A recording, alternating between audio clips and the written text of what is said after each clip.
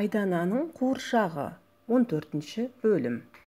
Сол күні түс ауа Айдананың үйіне чемодан көтерген көп адам келді. Төргі бөлмеге кіріп алып, әкесімен ұзақ сөйлесті. Соңында риза кейіпте Айдананың әкесіне қайта-қайта рахметін айтып шығып кетті. Олар кету бойына шешесі буырқанып ашуланып, «Сенің басың істемейді» деп жылап жіберді. «Жыламашы енді, онсыз да тұрмысымыз жаман емес қой» деді күйеуі. Айдана әкесінің қымбат інжуді көп ағаға тегін беріп жібергенін түсіне қойды да бөлмесіне кіріп кетті. Қуыршағы сол тым-тырыс күйі. Біраз уақыттан кейін ас үй жақтан тамақ істеген анасының дыбысы естілді. Сонда ғана бөлмесінен шығып әкесінің қасына барды. «Қызым, сенің айтуың бойынша інжу тасын арнайы мекемеге тегін тапсырдым» деді әкесі. «Анашым соған ренжіп жүрме?» «Иә» деді әкесі көңілсіз. «Анашыма түсіндіріп айту керек, сонда оның ашуы басылады. Оны ашуы басылғанда айтамыз». «Жақсы, ашуы басылғанда айтайық» деп келісті қызы да. «Әкешім, ол інжулерді қымбат ақшаға кім сатып алады?» деп сұрады. Соңғы уақытта қатты ойланатын болып кеткен Айдана.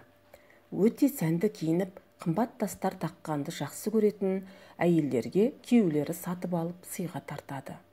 Егер олар інжу тастарды дым сатып алмай қойса ше, онда інжу тастың құны түсіп, арзан болып қалады. Арзан болып қалса, адамдар да сенің қуыршағыңның бауырларының ішіне моншақ салып қинамас еді. Айдана үндемей қалды. Қызына көз тастаған әке оның бірдеңе ойланыстырып отырғанын сезді. «Қызым, не ойлап кеттің?» «Әке, інжу тастың ортасында паразит бар ғой.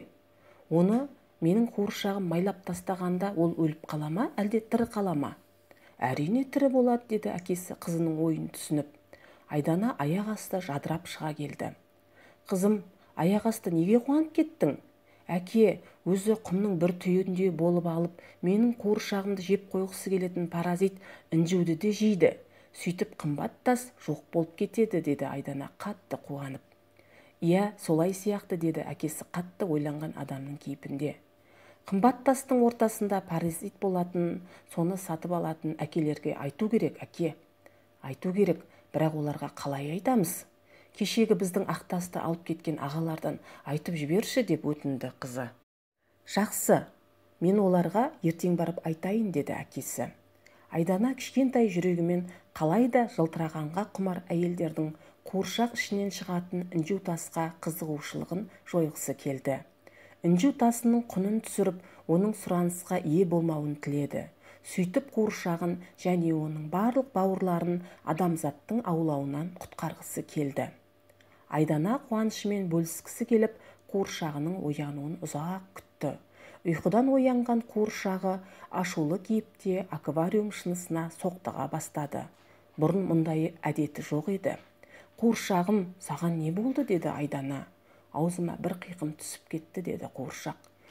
«Енді ол да інжуге айналатын болды-ау» деп күрсінді Айдана. 14 бөлім.